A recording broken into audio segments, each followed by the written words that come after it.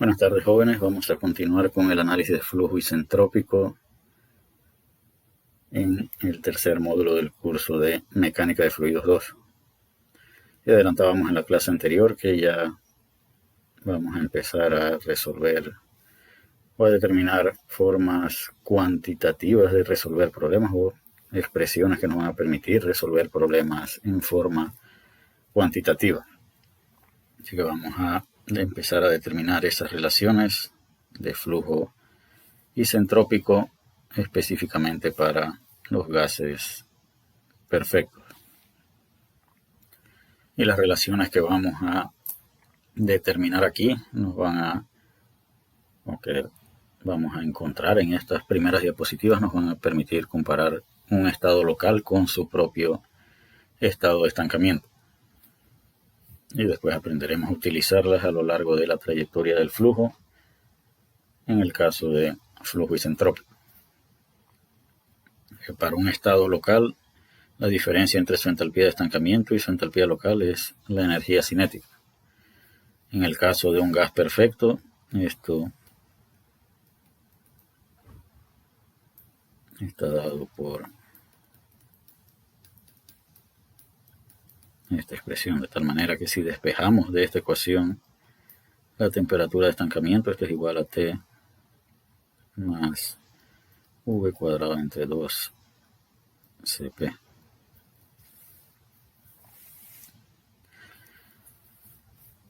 Si dividimos toda esta ecuación entre la temperatura T,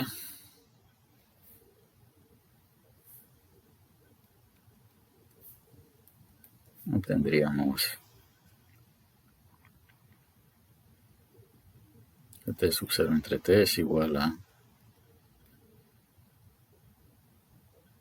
1 más V cuadrado entre 2 Cp por T. Mejor dicho,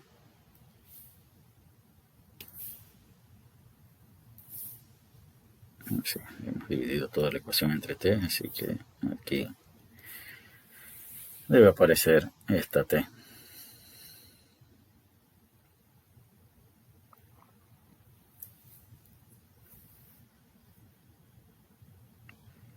Vamos a multiplicar acá por R entre R. Y aquí vamos a tratar de hacer una aclaración antes de continuar. Acá hemos dicho que T sub 0 es igual a T más V cuadrado entre 2 Cp. Y aquí debemos ser cuidadosos. Usualmente la velocidad la vamos a expresar en metros por segundo y el Cp lo vamos a encontrar en kilojoule sobre kilogramo Kelvin. Metro por segundo al cuadrado, esto equivale a joules por kilogramo. Así que si tenemos un Cp en kilos, debemos convertirlo a joules, o la energía cinética debemos convertirla a kilojoule. Así que debemos ser cuidadosos antes de asociar ese calor específico con la energía cinética. Así que continuando acá con nuestra deducción, T sub 0 entre T es igual a 1 más V cuadrado por R entre 2 R por Cp por T. Y vamos a ver por qué hacemos lo que estamos haciendo. Todavía vamos a... Acá lo único que hemos hecho es multiplicar por 1. Así que esto es 1 más R por V cuadrado entre 2R por Cp por T. Y vamos ahora a multiplicar por CV y vamos a dividir esto entre CV. De tal manera que Cp entre CV ahora representa K. Así que T sub 0 entre T es igual a 1 más R por V cuadrado, esto entre CV, esto dividido entre 2 por K por R por T. Y para un gas ideal, K por R por T, ¿qué representa?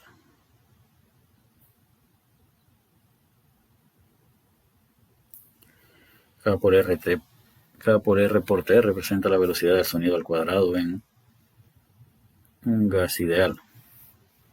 Así que T sub 0 entre T es igual a 1 más R entre CV por V cuadrado entre 2 veces la velocidad del sonido al cuadrado.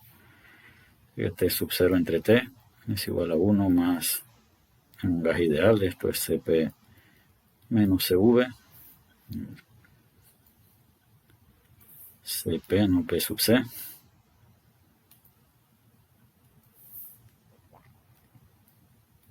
entre CV por Mach al cuadrado entre 2.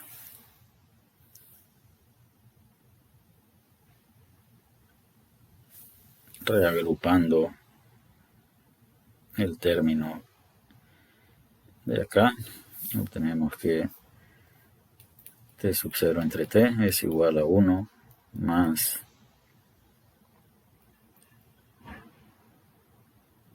K menos 1 por Mach al cuadrado dividido entre 2. Y de esta manera, si conociéramos el número de Mach y conociéramos la razón de calores específicos del gas con el que estamos trabajando, podemos relacionar su temperatura local con su temperatura de estancamiento. La manera más común en la que vamos a encontrar esta relación es T entre T sub 0. Y esto es igual a 1 más K menos 1 por Mach al cuadrado, esto dividido entre 2. Y todo eso elevado a la menos 1. Y vamos a expresarlo por otro lado.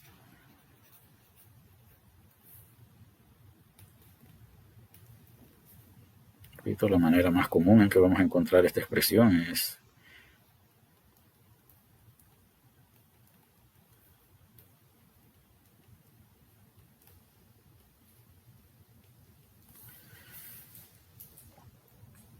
y estas ecuaciones se utilizan para relacionar la temperatura local con la temperatura de estancamiento. Así que esto me permite asociar la temperatura del estado 1 con la temperatura de estancamiento de su propio estado en función de el número de Mach en ese estado.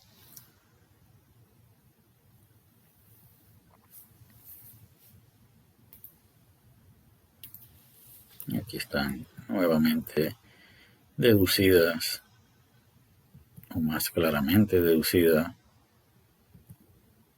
esa expresión.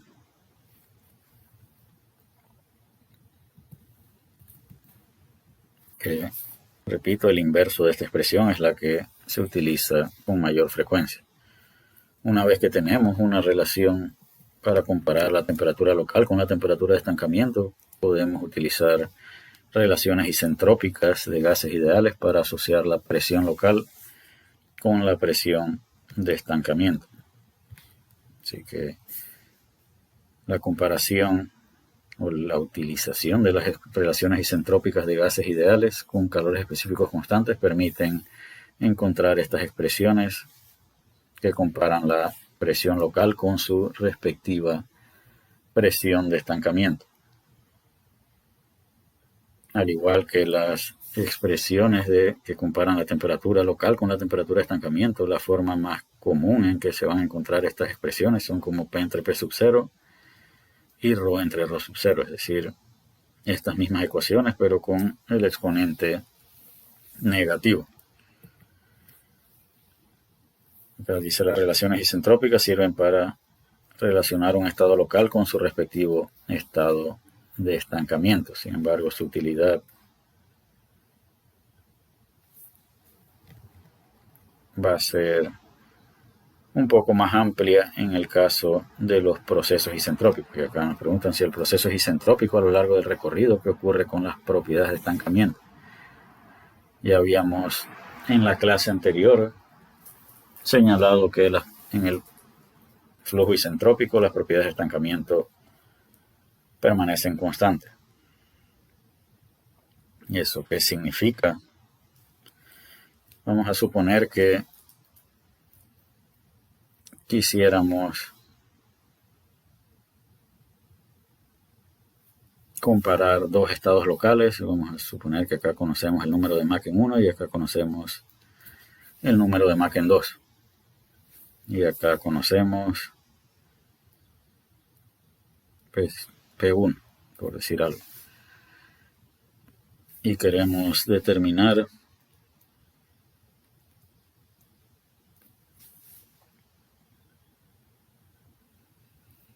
así que nuestra incógnita es la presión de 2 y conocemos la presión de 1. Así que diríamos que la presión de 2 es igual a la presión de 2. Fantástico. Pero donde yo conozco información o donde tengo información es en el estado 1. Vamos a multiplicar y vamos a dividir esto entre P1.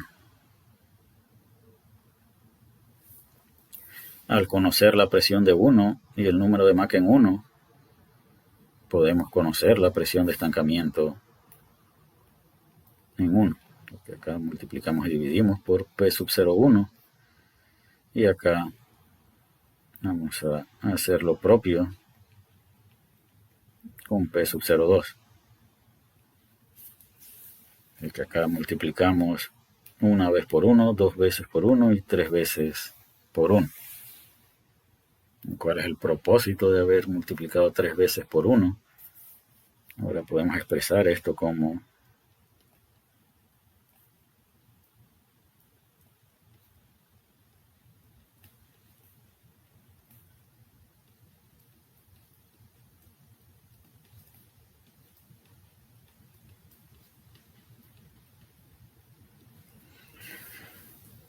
y lo único que hemos hecho aquí es tomar los términos de este lado derecho y lo hemos reagrupado.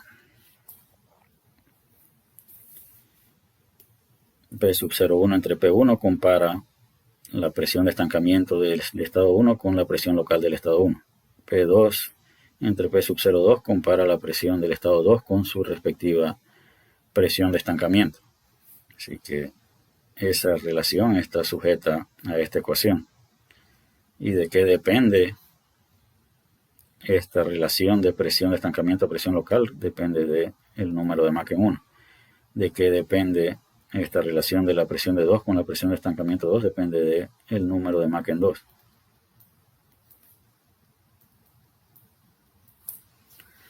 Y hemos supuesto que conocemos ambos números de Mach.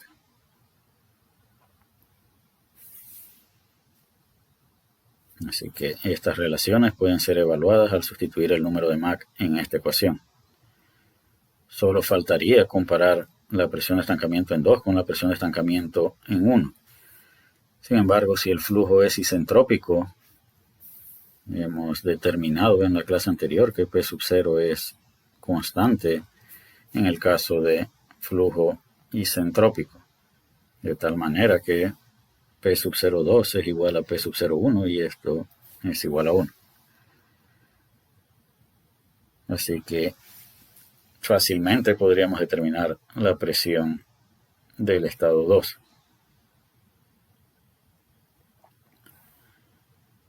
Así que estas relaciones de flujo isentrópico nos van a permitir para comparar estados locales en el caso de flujo isentrópico. Más allá de este módulo, estas mismas ecuaciones van a ser usadas siempre para comparar un estado con su correspondiente estado de estancamiento. En este módulo, esas relaciones también nos van a servir para comparar estados locales a lo largo de la trayectoria del flujo.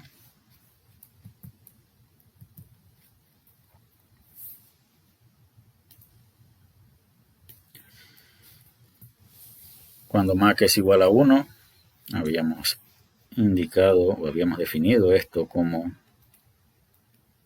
área crítica y lo habíamos definido como el área donde Mach es igual a 1. Así que al punto donde Mach es igual a 1 le vamos a otorgar o le vamos a agregar un asterisco. Así que la relación entre la presión de estancamiento y la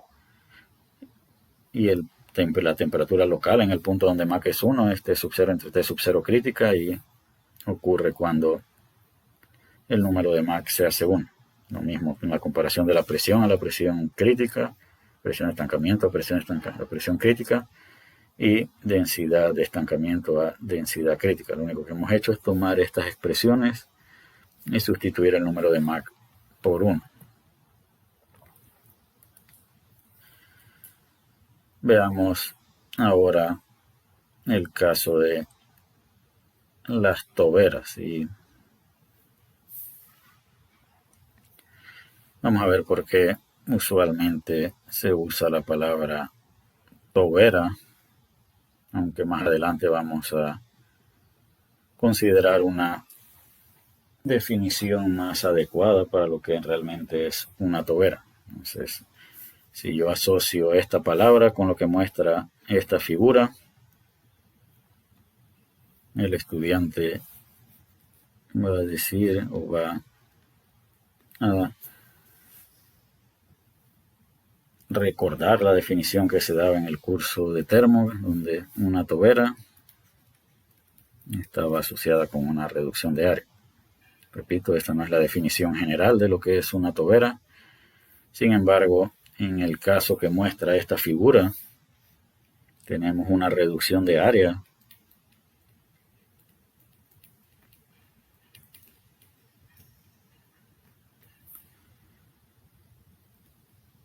conectada a un tanque que contiene gas. ¿Cuál es la velocidad del gas que está contenido dentro de este tanque? Si el tanque es muy grande, aquí la velocidad es 0. Por lo tanto, las propiedades dentro de ese tanque, ya sea la presión, la temperatura o cualquier otra propiedad que conozcamos del gas, al ser su velocidad 0, esas propiedades no son solo propiedades locales, son propiedades de estancamiento. Si la velocidad es 0, obviamente el flujo tiene un número de Mach igual a 0, esto es subsónico. Si reducimos el área para un flujo que inicia como subsónico, el máximo número de Mach que podemos alcanzar es 1. Y el comportamiento general de lo que vamos a definir como una tobera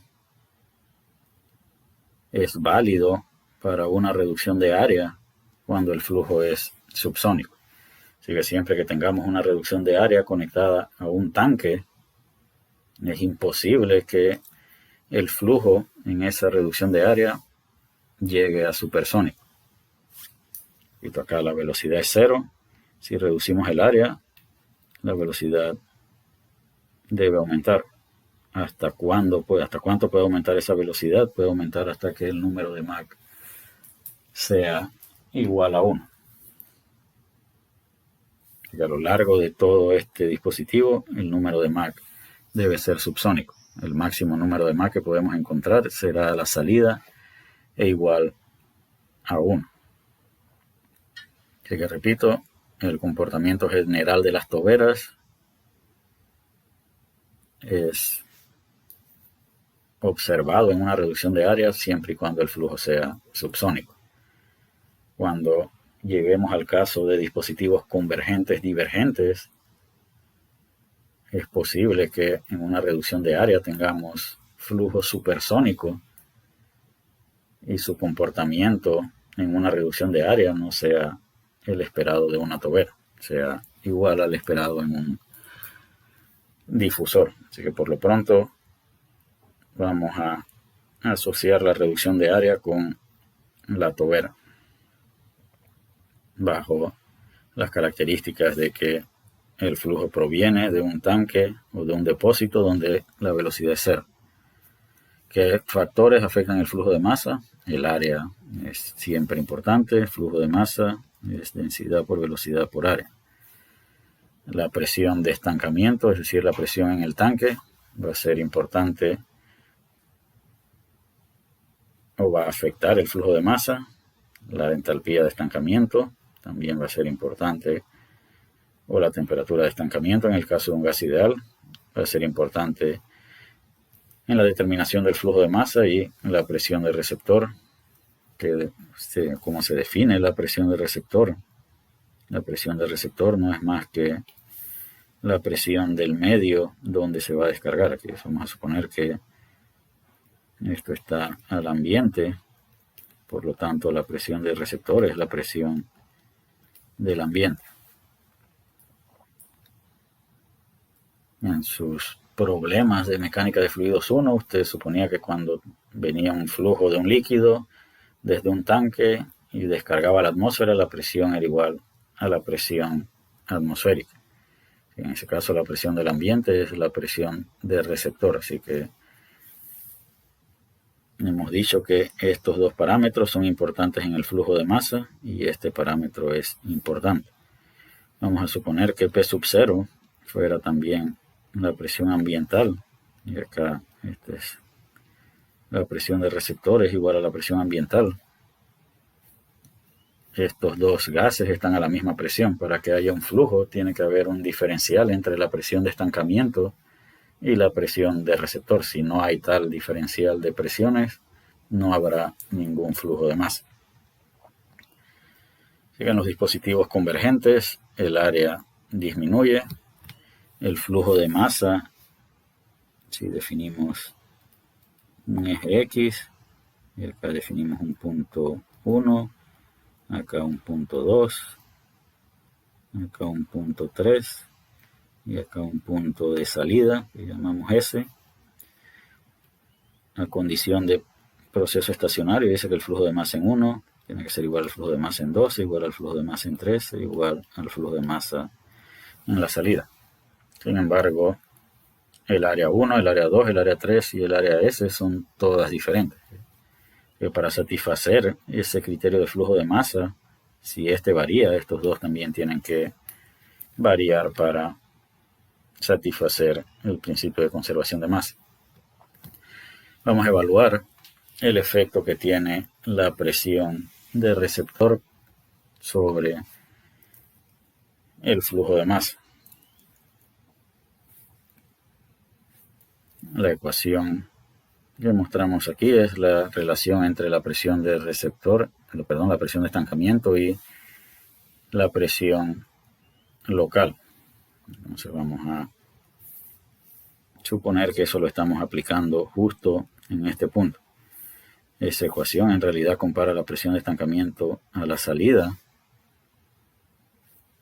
Vamos a anotar esto aquí, la presión de estancamiento a la salida con respecto a la presión de salida es igual a 1 más K menos 1 entre 2 por el MAC a la salida al cuadrado, todo esto elevado a la K entre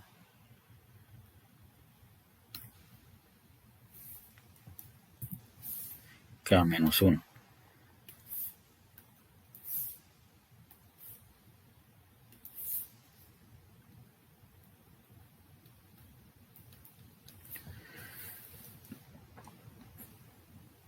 Sin embargo, la condición que suponemos es conocida, es la presión del tanque. Esto es la presión del tanque y esto es la temperatura en el tanque. Así que si yo quisiera expresar esto en función de la presión del tanque, diríamos que la presión de estancamiento a la salida entre la presión de salida multiplicado por la presión del tanque y dividido entre la presión del tanque es igual a 1 más K menos 1 entre 2 MAC a la salida al cuadrado elevado a la K entre K menos 1.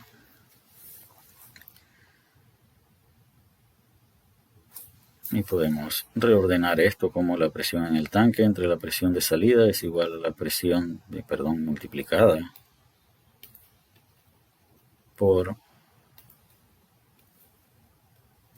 la presión de estancamiento a la salida entre la presión del tanque es igual a 1 más K menos 1 entre 2 más a la salida al cuadrado elevado a la K entre K menos 1.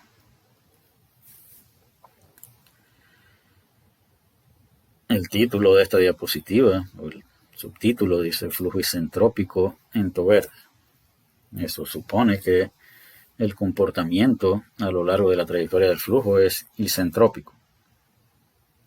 Y si el flujo es isentrópico, ¿qué ocurre con las propiedades de estancamiento? Si el flujo es isentrópico, las propiedades de estancamiento permanecen constantes de tal manera que esto es 1. Es decir, la presión de estancamiento a la salida es igual a la presión de estancamiento en cualquier punto y por lo tanto es igual a la presión del gas dentro del tanque donde la velocidad es 0. Así que por eso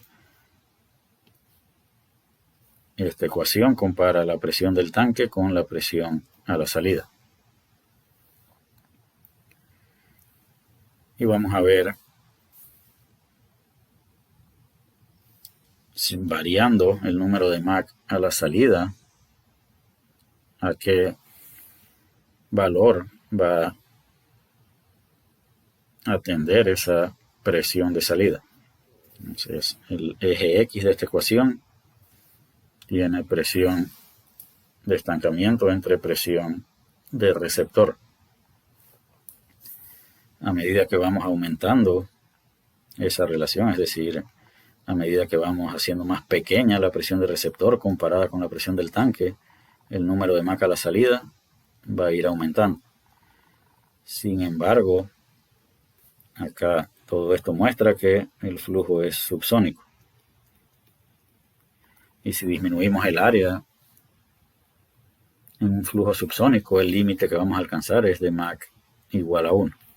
¿Esto qué significa? Lo que hemos supuesto hasta aquí es que P sub 0 es constante y P sub B lo hemos ido disminuyendo. Y observamos que a medida que vamos disminuyendo la presión de receptor comparada con la presión de estancamiento, el número de Mach aumenta.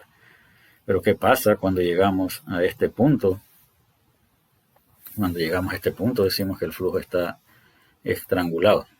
Yo puedo seguir disminuyendo la presión de receptor. En este caso, la presión de receptor, o en este punto, la presión de receptor es igual a la presión crítica. Si continuamos disminuyendo la presión de receptor en esta región, de aquí para acá, la presión de receptor es menor a la presión crítica. El flujo no puede alcanzar un número de Mach mayor a 1. ¿Eso qué significa? Que la presión a la salida, aunque yo haga esto, la presión a la salida siempre va a ser igual a la presión crítica. No importa qué ocurra con la presión del receptor. El flujo tenderá a equilibrarse o equilibrar su presión con la presión del receptor, pero ese efecto ocurrirá fuera de la tobera. Así que entre más pequeña sea la presión del receptor, mayor será el número de Mach. Sin embargo, una vez que alcanzamos Mach de 1 a la salida, podemos seguir disminuyendo la presión del receptor y no le ocurrirá nada al número de Mach a la salida ni a la presión de salida. Una conclusión importante o algo, una observación importante que podemos hacer de este comportamiento que hemos descrito es que, nuevamente recordando en su curso de fluidos 1, si usted tenía un ducto que descargaba a la atmósfera, usted decía que la presión aquí de flujo, si así aplicaba la ecuación de Bernoulli, usted decía que la presión 1 era igual a la presión atmosférica. Eso equivale a decir que la presión local o la presión de salida es igual a la presión del receptor. En el análisis de flujo compresible, la presión de salida va a ser igual a la presión de receptor siempre y cuando el flujo sea subsónico. Si el flujo es sónico o si el flujo es supersónico, es posible que la presión de salida sea diferente a la presión de receptor, y eso es lo que ocurriría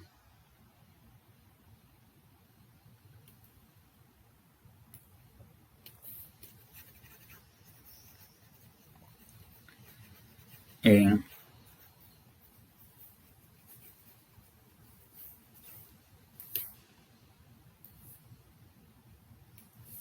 todos estos casos.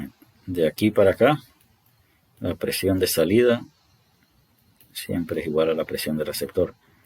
De aquí para acá, o justo en este punto, aquí todavía la presión de salida es igual a la presión de receptor, pero de aquí para acá, la presión de salida es mayor que la presión de receptor. Aquí, de aquí para acá, la condición es sónica en la salida, y cuando el número de Mach deja de ser subsónico, ya no se debe satisfacer esa condición de que la presión de salida debe igualar a la presión de receptor. Así que acá hemos ilustrado el efecto que tiene sobre el número de Mach a la salida las variaciones de la presión de receptor, manteniendo constante la presión del tanque o la presión de estancamiento. Entonces aquí dice que si la presión de receptor es mayor a la presión crítica, el número de Mach a la salida es subsónico y la presión de salida tiene que ser igual a la presión de receptor. Si la presión de receptor es igual a la presión crítica, el número de Mach a la salida es igual a 1 y la presión de salida es igual a la presión crítica e igual a la presión de receptor. Pero si la presión de receptor es menor a la presión crítica, el flujo no puede pasar a supersónico, tiene que mantenerse en el límite de tal manera que el número de Mach a la salida es igual a 1 y la presión de salida es igual a la presión crítica, que es mayor a la presión de receptor. Y eso es lo que describe esta figura del libro de Sengel. Si la relación entre la presión local y la presión de estancamiento es 1, no hay flujo y la presión a lo largo del ducto es constante. Si la presión de receptor es menor que la presión de estancamiento, ahora sí se va a generar un flujo. Sin embargo, el flujo debe ser subsónico en la reducción de área. ¿Y qué ocurre con la presión al reducir el área en flujo subsónico? Hemos visto en la clase anterior que si reducimos el área en flujo subsónico, la presión va a disminuir a lo largo del ducto. Si seguimos disminuyendo la presión de receptor,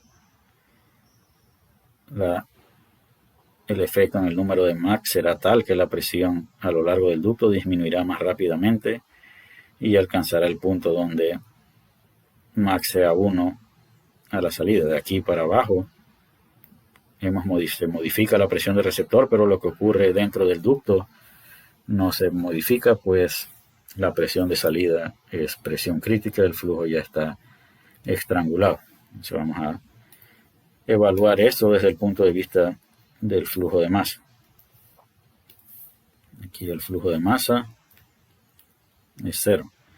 Acá le vamos a llamar flujo de masa 1, es mayor que 0, y acá el flujo de masa en 2, en 3 es igual al flujo de masa crítico, que es un flujo de masa máximo. Repito, aquí el flujo de masa es 0, aquí el flujo de masa es diferente de 0, pero es menor el flujo de masa que se obtiene al alcanzar condiciones críticas.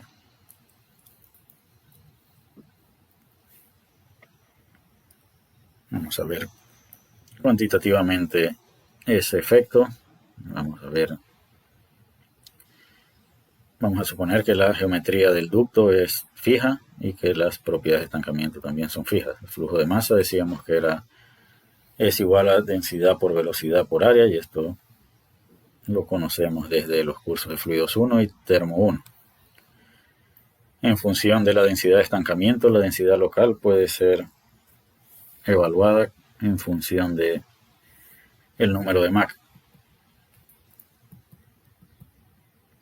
Así que la densidad es igual a la densidad de estancamiento dividida entre 1 más K menos 1 entre 2 Mach al cuadrado elevado a la 1 entre K menos 1. Y ya tenemos una expresión para la densidad. Falta la velocidad. Para expresar la velocidad también podemos utilizar el número de Mach y la definición de velocidad del sonido.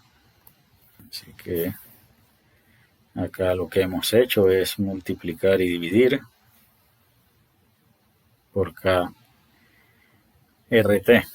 Así que si tomamos esto y multiplicamos por KRT y dividimos KRT, esta R se cancela con esta R y esto se convierte en velocidad del sonido al cuadrado.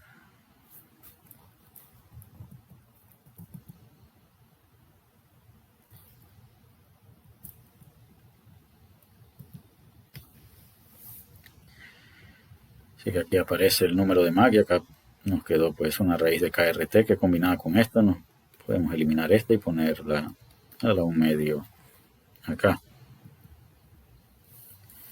Ahora esa temperatura local la podemos comparar con la temperatura de estancamiento a partir de las relaciones mostradas al inicio de esta clase. Y eso nos conduce a esta expresión para el flujo de masa en función de el número de Mach a la salida, presión de estancamiento y temperatura de estancamiento y área de salida. Sabemos que el número de Mach a la salida está afectado por la comparación de estas dos. Por lo pronto suponemos que este valor es fijo y que solo vamos a variar la presión de receptor. Y hemos visto que a medida que vamos disminuyendo la presión de receptor, el número de Mach a la salida se hace más grande. Ya hemos mencionado que el máximo flujo de masa se alcanza cuando el número de Mach a la salida es igual a 1. Porque es posible asociar el área de salida y el Mach a la salida con la presión y temperatura del gas en el tanque, pues el flujo se supone que es isentrópico a lo largo de ese ducto. Eso lo que sugiere esta pregunta, que podemos decir que la presión de estancamiento a la salida es igual a la presión del tanque y que la temperatura de estancamiento a la salida es igual a la temperatura del tanque. Eso es cierto porque el flujo es isentrópico y hemos visto que en flujo isentrópico las propiedades de estancamiento no varían. Así que acá hemos expresado este flujo de masa adimensional en función del número de Mach a la salida y vemos que a medida que aumenta el número de Mach, el flujo de masa tiende a aumentar y se alcanza un límite cuando Mach es igual a 1. Así que nuevamente cuando Mach es igual a 1 decimos que el flujo está estrangulado y hemos alcanzado condiciones críticas. Si Mach es 1, el área de salida tiene que ser igual al área crítica. El flujo de masa máximo ocurre cuando el número de Mach es 1 y cuando el área y su área corresponde al área crítica. Y este es el máximo flujo de masa que vamos a obtener cuando conectamos una boquilla o una reducción de área a un tanque que contiene gas en reposo. ¿Qué ocurriría si se reduce el área por debajo del área crítica? Vamos a ver ese caso. Acá tenemos el tanque al que le conectamos una boquilla y decíamos que el número de Mach se hace 1 y que eso conduce a un flujo de masa. Ahora, ¿qué ocurriría si decidiéramos reducir aún más el área. En esta región, el número de Mach es subsónico. Y hemos dicho que si modificamos el área crítica, cuando el flujo es subsónico, lo que va a ocurrir es que el flujo se ajuste de tal manera de que ahora esta nueva área represente un área crítica. Todas las características del flujo se van a ajustar corriente arriba de tal manera de que el nuevo área, que es más pequeño que el área de salida anterior, se convierta en la nueva área crítica.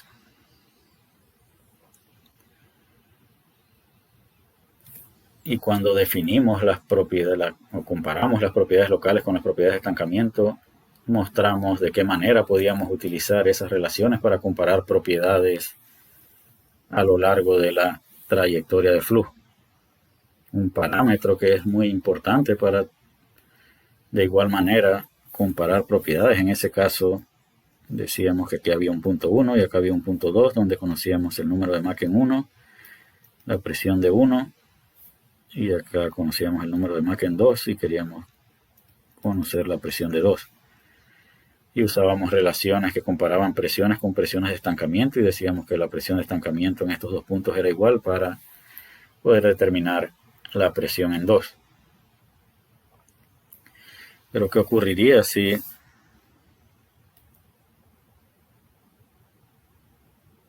el orden de los datos fuera diferente y lo que conociéramos fuera, en vez de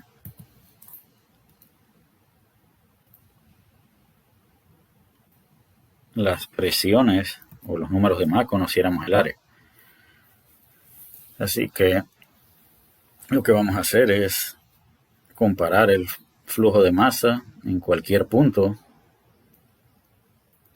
donde Mach es diferente de 1 con el flujo de masa en un punto donde hemos alcanzado el área crítica. Es decir, este punto es el área crítica y este punto es un punto cualquiera que vamos a llamar el punto 1. La condición de flujo estacionario exige que el flujo de masa en 1 sea igual al flujo de masa en el área crítica o en cualquier otro punto. Así que el flujo de masa en el área donde Mach alcanza 1 tiene que ser igual al flujo de masa en cualquier punto a lo largo de el dispositivo de cambio de área donde el área sea diferente de 1. Y aquí podemos eliminar estos términos y eso nos permite comparar el área con el área crítica a partir de esta relación. Esto que compara el área de un punto donde conocemos el número de Mach con el área en un punto donde el número de Mach es igual a 1. ¿Y qué características debe tener el flujo entre esos dos puntos? El flujo tiene que ser isentrópico, pues esta área es el área crítica de un flujo isentrópico cuya área se redujo hasta que Mach fuera igual a 1. Y veamos entonces de qué manera podemos utilizar estas relaciones. Y vamos a regresar al ejemplo que habíamos mencionado.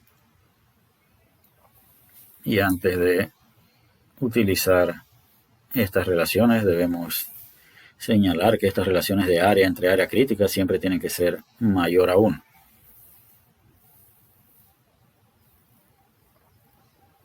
Eso es una de las observaciones que debemos hacer. El área crítica siempre representa el área más pequeña, pues decíamos que cuando reducíamos el área en flujo subsónico, Mach tiende a 1. Y cuando reducimos el área en flujo supersónico, el Mach tiende a 1.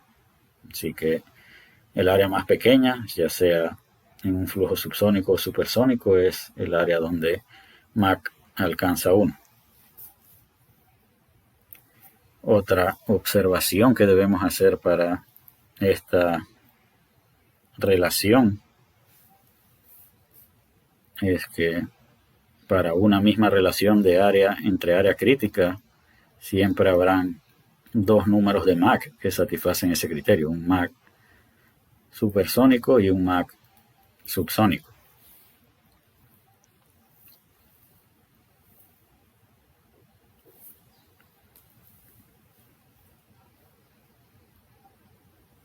Eso debe ser tomado en cuenta, pues debemos seleccionar el número de Mach correcto si es lo que necesitamos. Así que vamos a regresar al ejemplo donde decíamos que había una reducción de área. Vamos a definir acá un punto 1 y acá un punto 2. Decíamos que íbamos a conocer el número de Mach en 1, la presión en 1 y el área 1. Y ahora vamos a suponer que lo único que conocemos es el área 2 y sabemos que el proceso de 1 a 2 es isentrópico.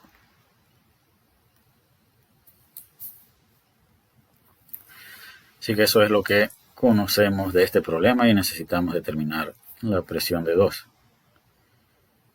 Y ya habíamos determinado cómo encontrar la presión de 2 cuando conocíamos el número de Mach en 2. Sin embargo, ahora suponemos que no conocemos el número de Mach en 2.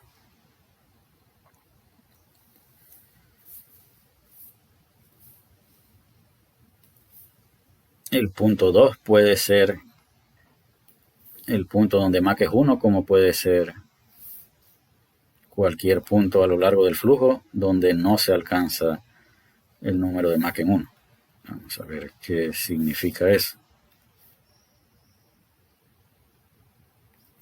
Vamos a decir, decíamos que solo conocíamos acá el área 2. Y que íbamos a determinar P2. Pero vamos a suponer que el ducto tiene esta forma y que para alcanzar Mach de 1 tendríamos que llevar el área hasta aquí. Así que esto es Mach igual a 1. Pero ese punto de Mach igual a 1 está fuera del ducto que debemos o que estamos analizando. Y hemos mencionado que el propósito para poder encontrar P2 es determinar el número de Mach en 2. Entonces, si pudiéramos determinar A2 entre área crítica, esto es función de el número de Mach en 2. Así que nuestro objetivo debería ser determinar A2 entre área crítica.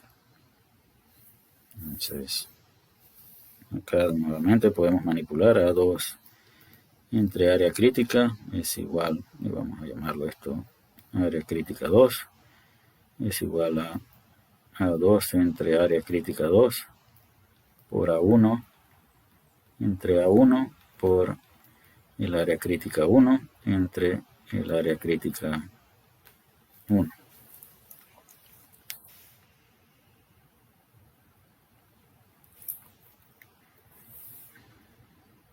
Estamos quedando sin espacio.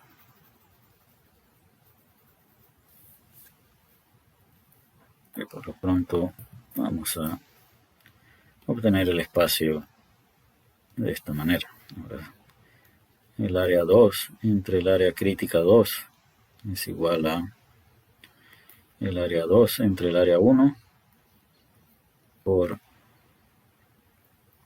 el área 1 entre el área crítica 1 multiplicado por el área crítica 1 entre el área crítica 2. Se supone que conocemos el área 2 y el área 1, por lo tanto, esto es conocido.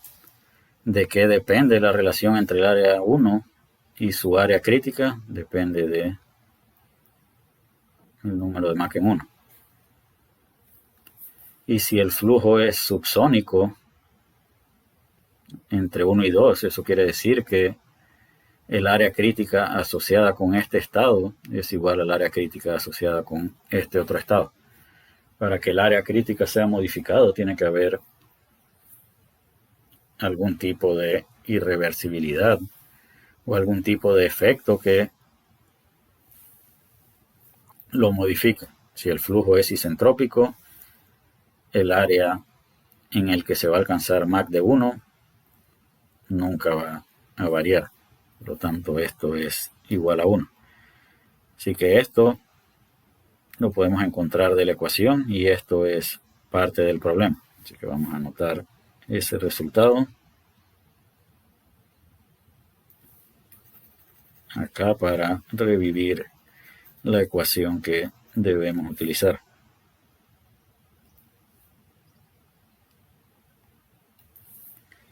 Y acá decimos que área 12 entre área crítica 12, y esto es función del número de Mach en 2, es igual a el área 12 entre el área 1 multiplicado por el área 1 entre el área crítica. Ya no le vamos a poner subíndice al área crítica, pues hemos mencionado que para flujos isentrópicos solo hay un área crítica asociada con todos los estados.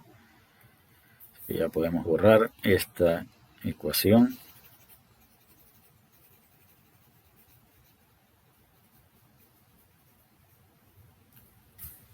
Y podemos revivir esta ecuación. Así que con esta ecuación sustituimos el número de Mach en 1 y obtenemos esta expresión. Eso nos va a dar como un resultado un número que tiene que ser mayor a 1. ¿Y qué hacemos con ese resultado? Después ese resultado lo ponemos aquí y despejamos de esta ecuación el número de Mach en 2. Y los estudiantes de ingeniería electromecánica usualmente tienen estas calculadoras poderosas que van a despejar el número de Mach por usted. Si van a usar el poder de la calculadora, asegúrese de programar correctamente la ecuación. En esta ecuación el problema no es solo despejar el número de Mach, es no equivocarse sustituyendo todas estas K y los números de Mach. ¿Qué dificultad puede haber con la respuesta que le proporcione su calculadora? De lo que hemos mencionado hasta ahora, si yo sustituyo un número aquí, debo esperar que la calculadora arroje dos resultados de número de Mach, uno supersónico y uno subsónico. Y la pregunta es, ¿cuál de esos dos números de Mach es la respuesta correcta para el problema que estamos resolviendo? Entonces, acá la solución me va a dar para el caso dos posibles respuestas. ¿Cuál asumiremos como correcta? Ahí debemos analizar entonces el comportamiento del problema que estamos resolviendo. Vamos a suponer que el número de Mach en 1 sea supersónico. Si tenemos un flujo supersónico y reducimos el área, el número de Mach va a tender a 1. Pero en este caso, el flujo se mantiene como isentrópico, por lo tanto, no necesariamente hemos llegado a 1. Entonces, si no se ha llegado a 1 y el número de Mach corriente arriba es supersónico, el número de Mach en 2 también debe ser supersónico. Si el número de Mach en 1 es subsónico, es imposible pasar de subsónico a supersónico simplemente reduciendo el área, por lo tanto el número de Mach en 2 debe ser subsónico.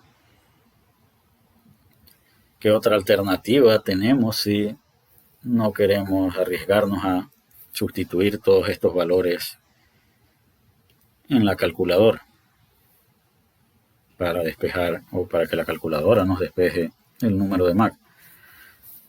En la plataforma se han subido unas tablas de flujo compresible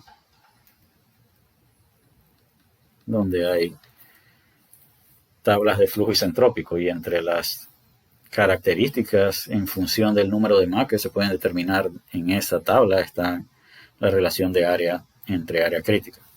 Así que si conocemos a 2 entre el área crítica y queremos el número de Mach en 2, podemos ir a la tabla.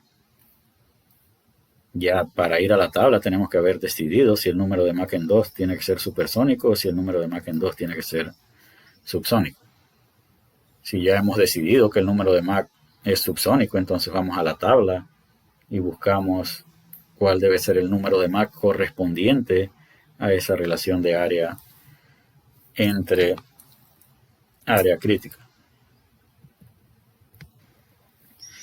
Lo que se menciona en este recuadro es muy importante y yo lo he tratado de ilustrar en el ejemplo que hemos utilizado. O sea, no es necesario alcanzar el área crítica físicamente en el ducto para utilizarla como referencia. En el ejemplo que resolvimos decíamos que teníamos un punto 1 y teníamos un punto 2 y que por acá estaba el área crítica. Así que decíamos que en este ducto, que es lo que estamos analizando, el área crítica no existe. Sin embargo, podemos utilizarla como referencia para comparar características entre esos dos puntos.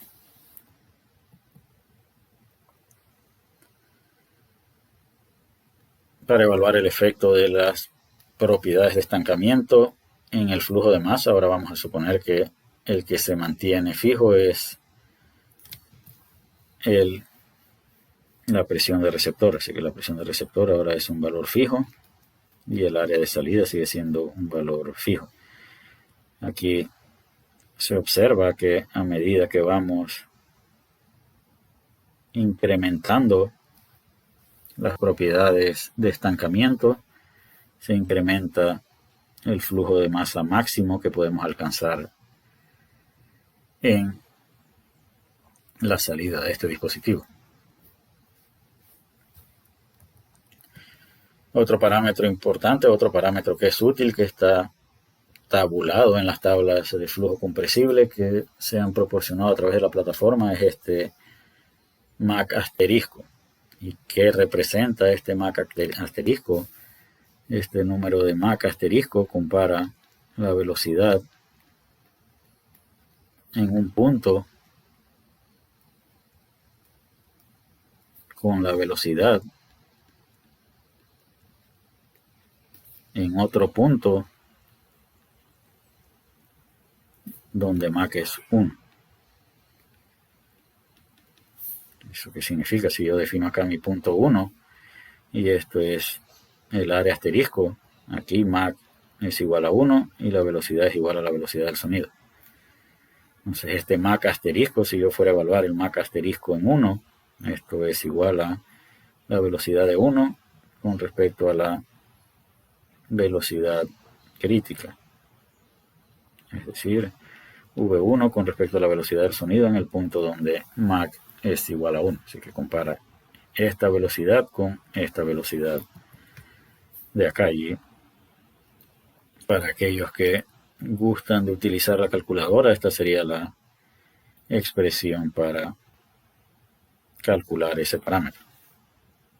Si conoce el número de Mach, puede ir a las tablas de flujo compresible y con ese número de Mach también encontrar el valor de esta propiedad.